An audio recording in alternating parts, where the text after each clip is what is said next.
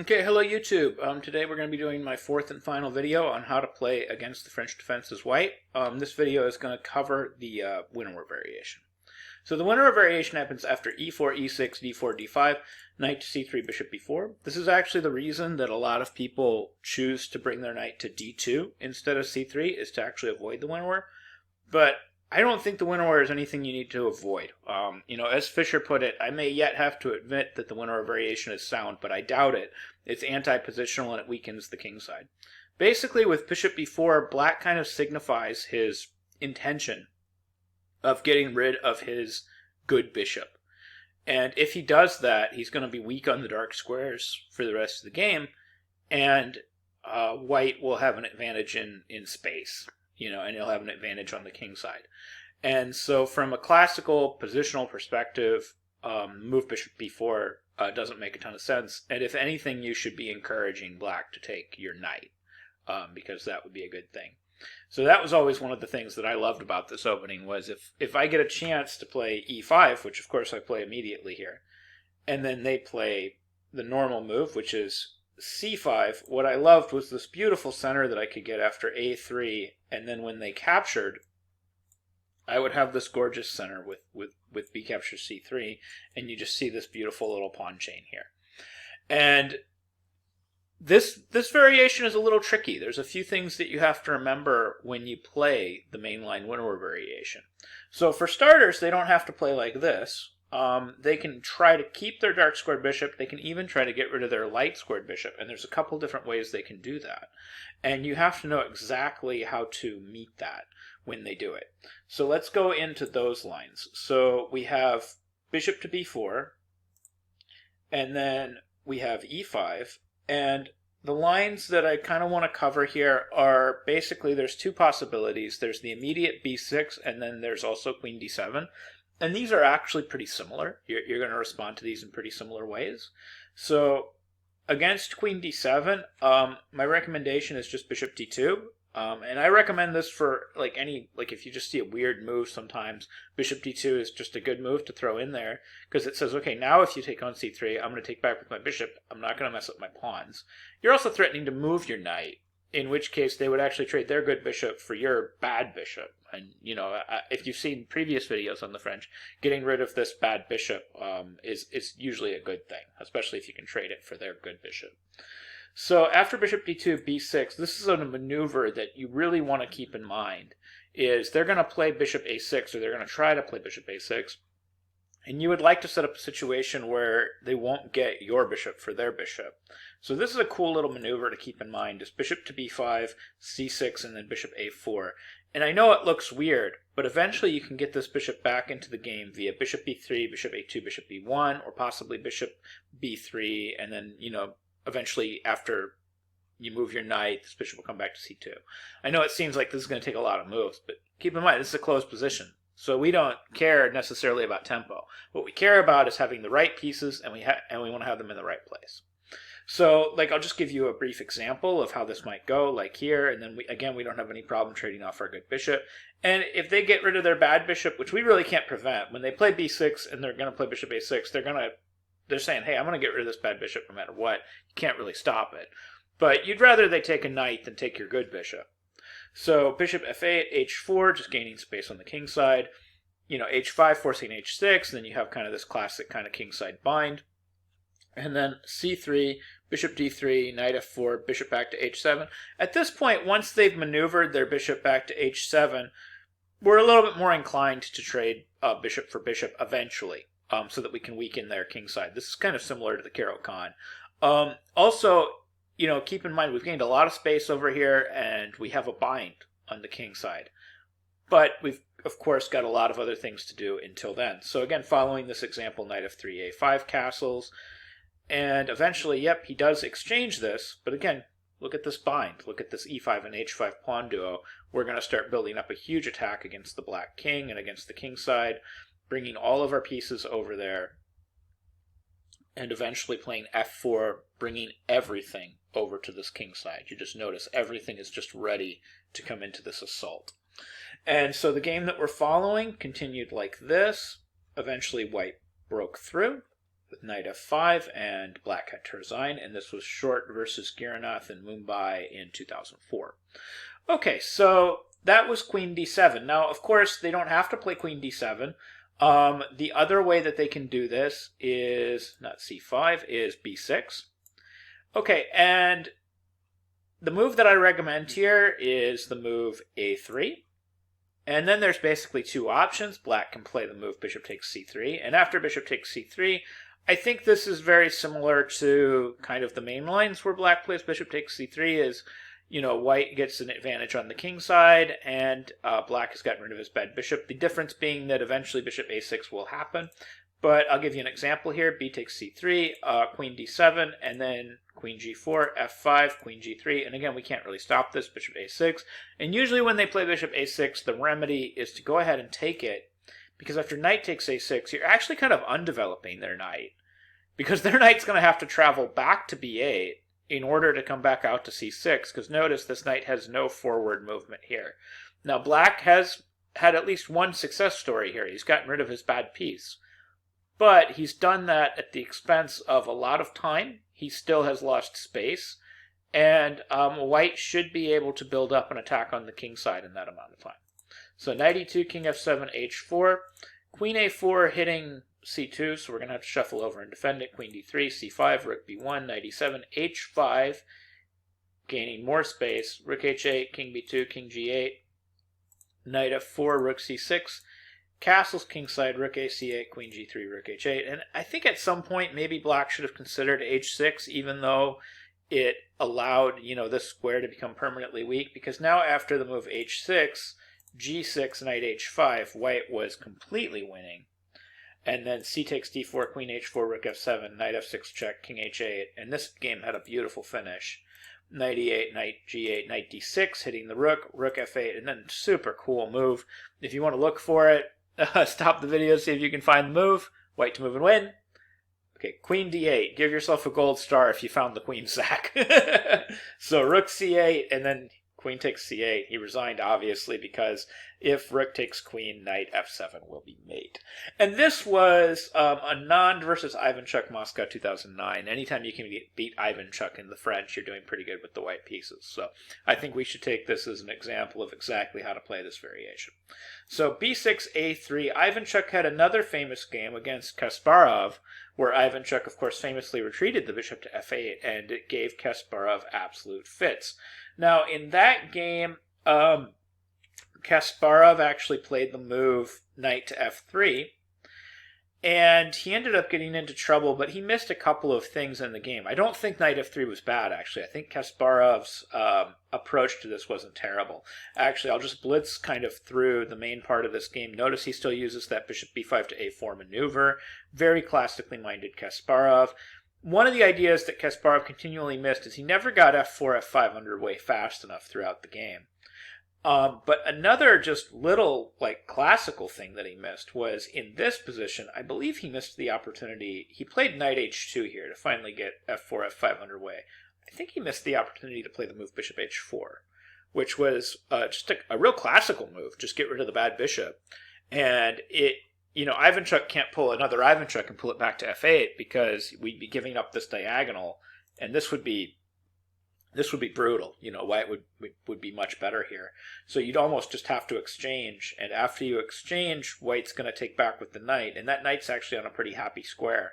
And then we're going to play f4, f5, and we're going to have a great position. So I think Kasparov missed a couple of opportunities here, so I don't think we should dismiss his line just because the game ended poorly for him.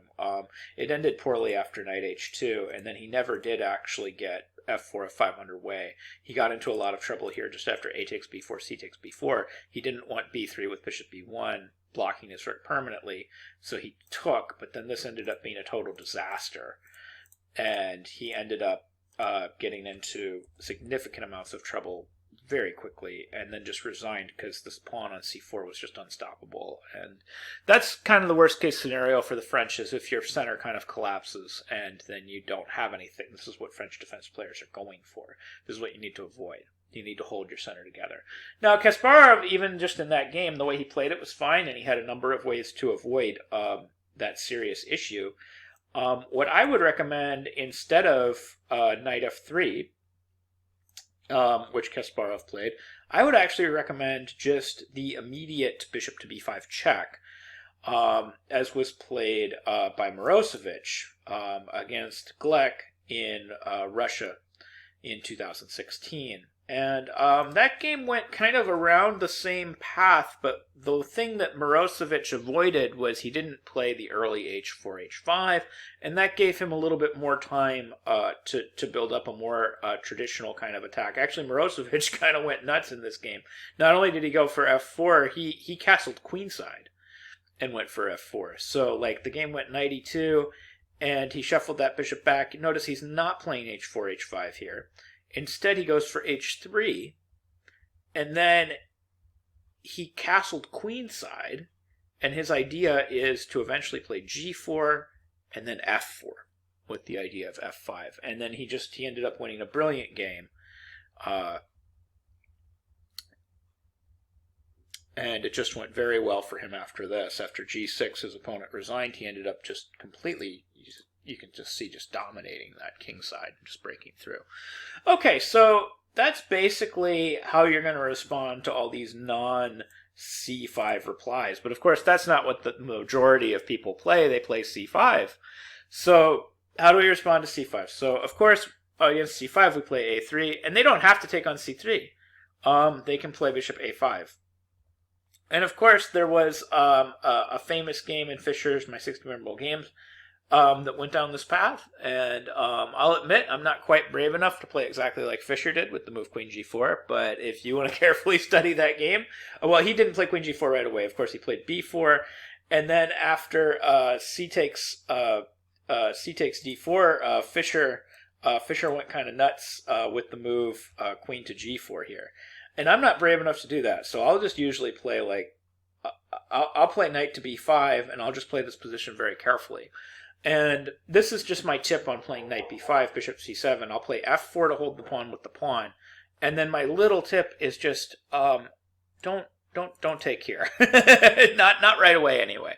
You've got more important things to do. You can't afford to get weaknesses on the dark squares, and I've learned this the hard way over the years. So, like, for example, like after knight c6, I just recommend, hey, take their dark squared bishop. That's their good bishop.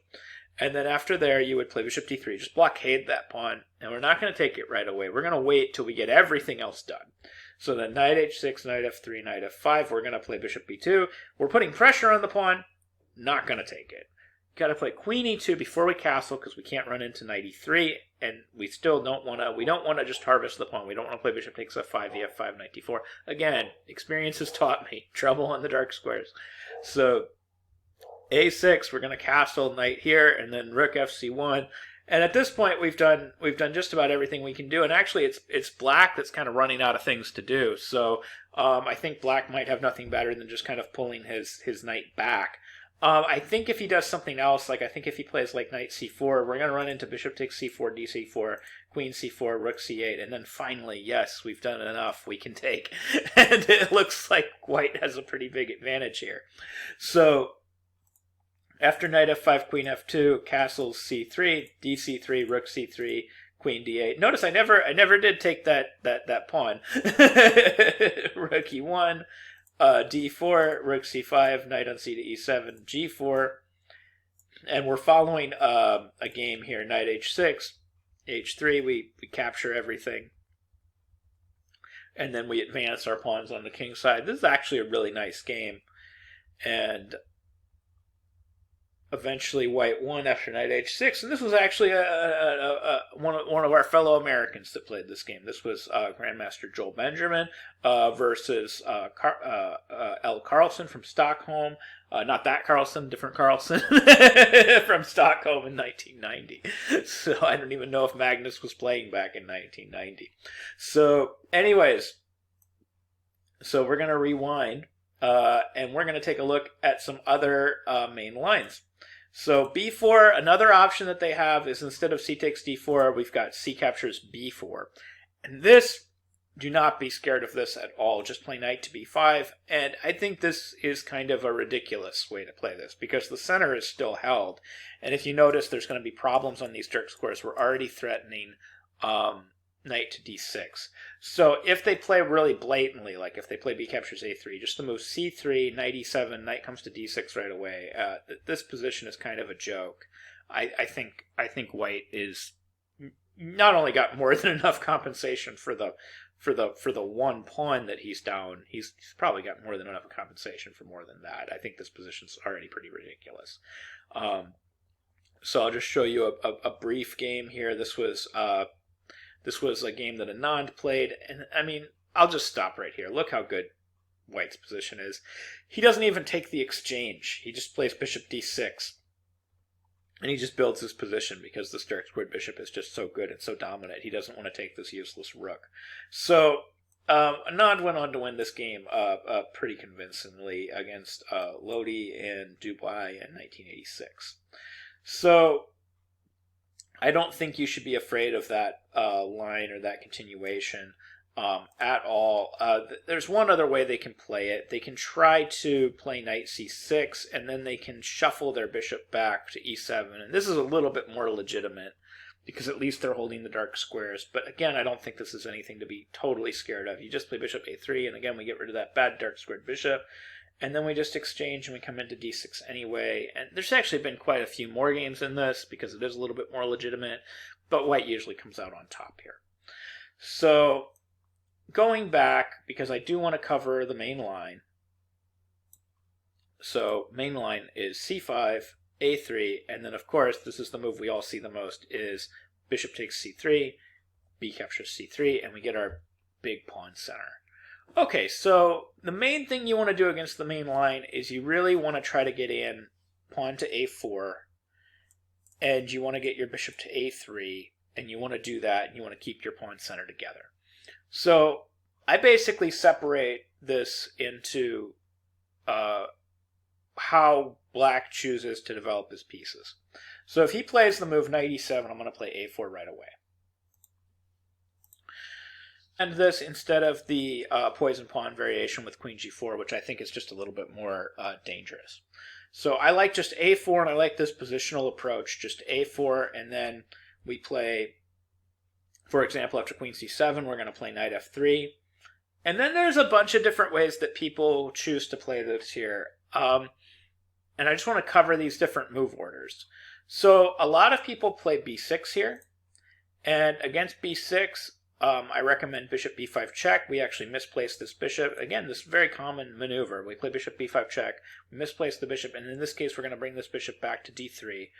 And then the usual here is you just kind of, after say knight on b to d6, you castle, and then for example c4 we play bishop e2, and then they almost always will play f6, and they'll try to collapse your center. And in these positions, it's just important to remember it's perfectly acceptable to sacrifice a pawn here to open up the middle of the board. It was done by Fischer. It's been done by a lot of strong players. It's a very smart idea. And there's more than one way to do it. You can play bishop a3. I think rook e1 is also playable. I'm not sure how much difference it all makes, but this is an example. It's just something like this. And we're going to get more than enough play for what's going on in the position. So this is I believe I'm taking this from a Fischer game. And as you can see, white ended up with a pretty huge initiative. You can actually look up this game a little bit deeper in my 60 memorable games, where I believe this game is covered. And after queen b5, I think this was Fischer versus Darga. Let me double check my notes here. Yeah, Fischer versus Darga, West Berlin, 1960. Okay, so that's one way that they can handle it, is they can play b6. So going back again, c5, a3, bishop takes c3, bc3, knight e7, and we have a4, queen c7, knight f3. The other way they can handle it is they can play knight on b to c6, and this is actually a little tricky because they're putting pressure here, and they're kind of putting this pressure on c3. So the natural looking move, bishop d3, is actually a trap. And you'll actually lose the game if you do this. You'll run into trouble. The point is that after, say, bishop d3, they're going to play c captures d4, c captures d4, and then knight captures d4. And the point is after this, they have queen c3, and you can't block with bishop d2, although you have to. because when they take, you lose your discovery. You don't have bishop to b5 check because the queen is being blocked by the bishop on d2. So you're going to lose your discovery, which means you just lost a pawn. It's not the end of the world, like you can play on, I think, especially at lower levels down this pawn, but at upper levels, this is bad, and it's a very important pawn. So you don't want this to happen. So the move order you have to play, and again, do not be afraid of trading queens in a French defense. The move order you got to play is bishop a3, and then after the move bishop a3, they're going to usually exchange queens here. They're going to play cd4, cd4, queen a5, queen to d2, queen captures d2, and king captures d2, and that position is just slight edge white, and it's absolutely nothing to worry about. Like, white's just got a comfortable advantage there, and black doesn't have anything to write home about. Okay, so rewinding. So bishop c3, bc3, and there are other move orders they can try here. I think one of the more common move orders that people try is they simply try the move queen a5 here. And this move is one of the few variations that kind of disrupts your plan of playing, just a4, knight f3, etc. So against this, I recommend bishop d2, and then after queen a4, you want to bring your queen out. You want to play queen to g4. Okay, and then usually here they'll play king f8. And then, according to theory, and this is pretty much the last part of this that you have to remember, according to theory, and there's a good reason for it, there's actually a pin that's taking place here, and it's kind of a weird pin, and it's kind of an awkward pin. But you need to hold this pawn on c2. And according to theory, the best way to do that is not the most natural looking way, which is king d1, because you actually end up into problems down the road with this weird pin that's going on with the queen to a4 to g4 pin. So the best way to do it is actually to play your queen back to d1. And you also have the added bonus, you don't lose castling rights here. So you've made black lose his castling rights, your queen just came out, came back, and you called it a day. And now you're just going to finish your development very naturally. You're going to play moves like knight f3, you're going to play moves like maybe h4, bishop e2, or bishop d3, etc. Notice that you don't lose a pawn here to the move c captures d4, c captures d4, queen captures d4, because we do have the trick bishop b4 check, picking up the queen. Okay, so that's the only kind of zinger they can throw at you, and just the main thing is just remember queen g4, queen d1, and then you can just play the position very naturally after that. So, okay, so again, back to bishop c3, bc3, and again, there's multiple move orders here.